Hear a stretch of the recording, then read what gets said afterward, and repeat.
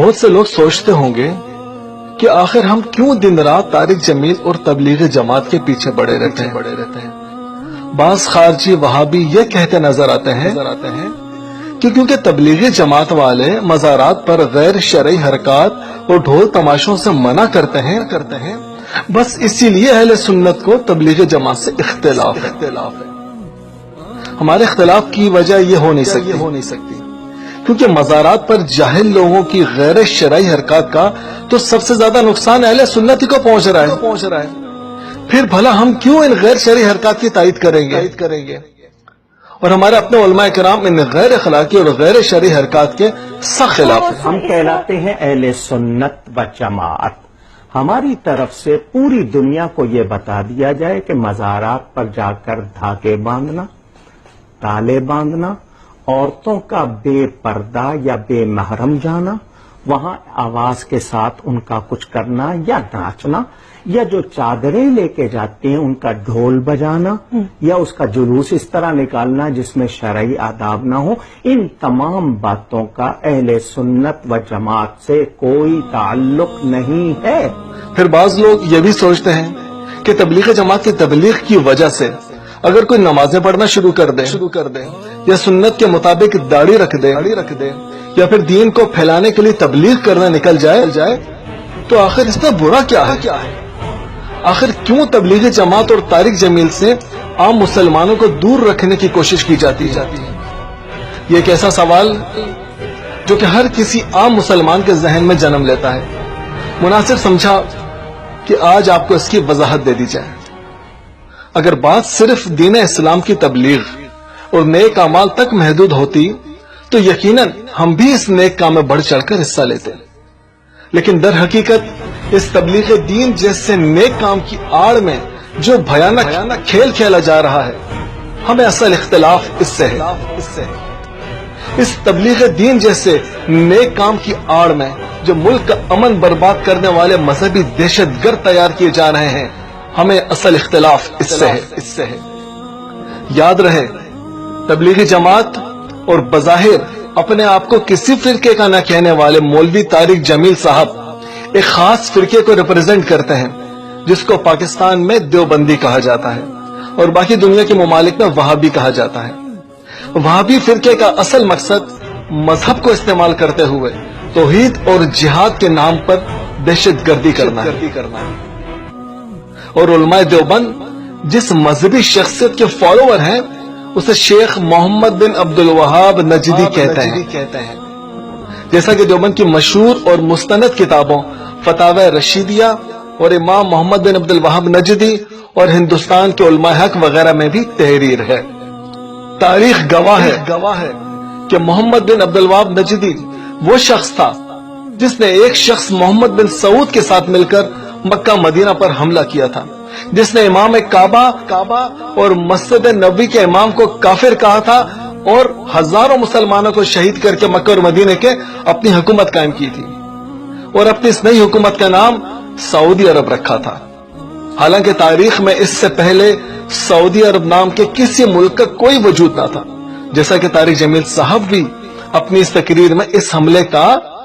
معمولی سا تذکرہ کر رہے ہیں۔ عبدالعزیز بہت نیک آدمی، بہت عظیم بادشاہ،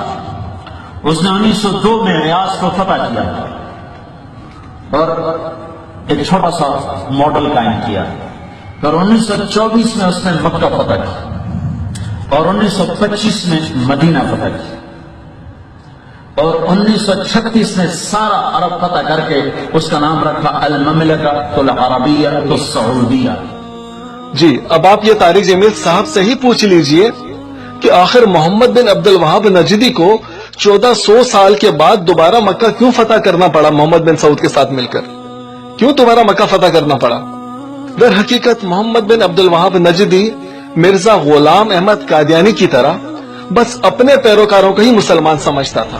ان کے سوا وہ مکہ مدینہ سمیت سارے عالم اسلام کو کافر اور مشرک اور بدعتی کہتا تھا،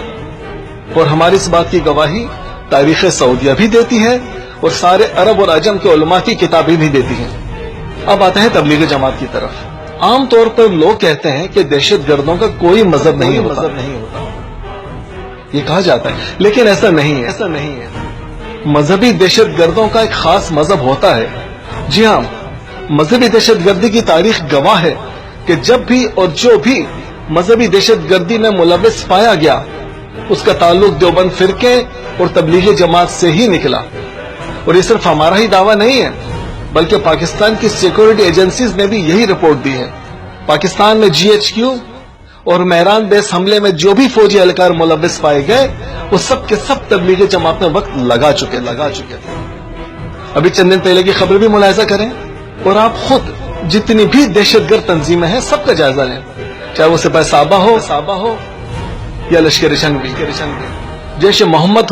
ہو یا پھر طالبان اور داعش وغیرہ، ان سب کا تعلق طارق جمیل والے فرقے یعنی وہابی دیوبندی سے ہی ملے گا۔ اور پھر آپ ان کے کارکنان کا جائزہ لیں تو معلوم ہوگا کہ 90% افراد تبلیغی جماعت میں وقت لگا چکے ہیں۔ ایکسپوز کو ایک سچا پاکستانی مسلمان ہونے کے ناطے بہت دکھ ہوتا ہے کہ جب یہ لوگ معصوم ذہن رکھنے والے سادہ لو مسلمانوں کو تبلیغ کی آڑ میں غیر محسوس طریقے سے دہشت گردی کی طرف مائل کرتے ہیں، اور ان کے معصوم ذہنوں میں شرک اور بدعت اور کفر کے فتوے بھرے جاتے ہیں،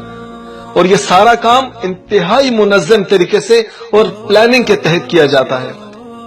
جیسا کہ نئے لوگوں کو متاثر کرنے کے لیے طارق جمیل، جنید جمشید، سعید انور، عامر خان، نرگس، وینا ملک اور ایسے ہی دوسرے شوبز کے لوگوں کو استعمال کیا جاتا ہے، اور انہی کی شہرت کو استعمال کرتے ہوئے عام عوام کو تبلیغ کی دعوت دی جاتی ہے، جو کہ ہر سادہ لو مسلمان بخوشی قبول کر لیتا ہے، اور پھر اس کے بعد اس کی دماغی سوچ کے مطابق اسے سپاہ صحابہ، لشکر جنگ، اسلامی جمعیت طلبہ، جماعت اسلامی، جیش محمد، طالبان، داعش اور ایسی ہی دوسری دیوبندی وہابی دہشت گرد تنظیموں سے وابستہ کر دیا جاتا ہے، یا پھر ان کا ہمدرد بنا دیا جاتا ہے۔ شوبز کے لوگوں کو تو ان دہشت گرد تنظیموں سے دور رکھا جاتا ہے، کیونکہ یہ بات فوراً ہائی لائٹ ہو جائے گی، لیکن ان شوبز کے لوگوں کی وجہ سے تبلیغ میں آنے والے دوسرے معصوم مسلمانوں کو انتہائی چالاکی اور غیر محسوس طریقے سے ان تنظیموں کا ممبر بنا دیا جاتا ہے۔ لیاری گینگ کے خطرناک دہشت گرد عزیر بلوچ کی تبلیغی جماعت سے وابستگی کے بعد اس کی سپاہ صحابہ کے دہشت گردوں کو اسلحے کی سپلائی کرنا، اس کی ایک مثال آپ کے سامنے ہے۔ تبلیغی جماعت اور پاکستان میں دہشت گردی کا ایک گہرا تعلق ہے، اور پاکستان میں دہشت گردی کی تاریخ اس بات کی گواہ ہے کہ ہزاروں لوگ تبلیغی جماعت میں آنے کے بعد طالبان اور دوسری دہشت گرد تنظیموں سے وابستہ ہوئے ہیں اور پاکستان کے عوام کو خاک اور خون میں نہلا دیا۔ لیکن جب ایکسپوز اور اس جیسے دوسرے محب وطن پاکستانی ان کے مکروہ چہروں کو بے نقاب کرتے ہیں تو پھر وہی چال چلی جاتی ہے، اور طارق جمیل اور جنید جمشید جیسوں کو سامنے لا کر کہا جاتا ہے، دیکھیے یہ تبلیغ والے کتنے نیک ہیں اور کتنے اچھے ہیں، کسی فرقے کے خلاف نہیں بولتے۔ لیکن تبلیغی جماعت والوں کے فرقہ دیوبند والوں کے اب جمعے کے خطبات سن کر دیکھ لیں یا کبھی ان کے ساتھ بحث کر کے دیکھ لیں، آپ کو اندازہ ہو جائے گا کہ یہ واقعی اتنے بھولے اور معصوم ہیں جتنے کے نظر آتے ہیں، یا پس پردہ کہانی کچھ اور ہے۔ طارق جمیل کی ہنسی مذاق اور اداکاری کو استعمال کر کے تبلیغی جماعت کو مضبوط کیا جاتا ہے، اور تبلیغی جماعت کو افرادی قوت فراہم کی جاتی ہے، اور تبلیغی جماعت دہشت گردوں کو نظریاتی طور پر مضبوط کرتی ہے۔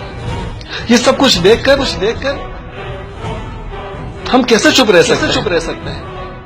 لہذا ہم سادہ لو مسلمانوں کو اس بھیانک کھیل کا حصہ بننے سے روکنا چاہتے ہیں۔ ایکسپوز کا مقصد صرف اتنا ہے۔ اب آپ ہی بتائیے، یہ مقصد غلط ہے کیا؟ اگر کوئی ایک شخص بھی ہماری ان کوششوں سے ان کے اس بھیانک کھیل کا حصہ بننے سے رک جاتا ہے اور اپنا ایمان بچا لیتا ہے تو ہی ہمارا مقصد اور یہی ہماری کامیابی ہے۔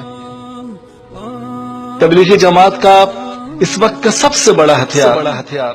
جس سے سادہ لو مسلمانوں کو متاثر کیا جا رہا ہے وہ طارق جمیل ہے۔ اس لیے ضروری ہے کہ تبلیغی جماعت اور طارق جمیل کے اس کھیل کو ایکسپوز کیا جائے. عام مسلمان جو کہ طارق جمیل کی اس اداکاری اور جذباتی تقاریر سے متاثر ہو جاتے ہیں، انہیں ہم بتانا چاہتے ہیں کہ اس ایکٹنگ کی آڑ میں کیسا کھیل کھیلا جا رہا ہے، کیسے عام مسلمانوں کو اللہ اور اس کے رسول صلی اللہ علیہ وسلم کا گستاخ بنایا جا رہا ہے، اور کیسے انہیں دہشت گردوں کا سپورٹر بنایا جا رہا ہے. مختصر یہ کہ ہمارا یہ مشن کسی ذاتی تنظیمی یا فرقہ وارانہ مخالفت کی وجہ سے نہیں ہے، بلکہ صرف اور صرف اللہ کے رسول اور پاکستان کی بے لوث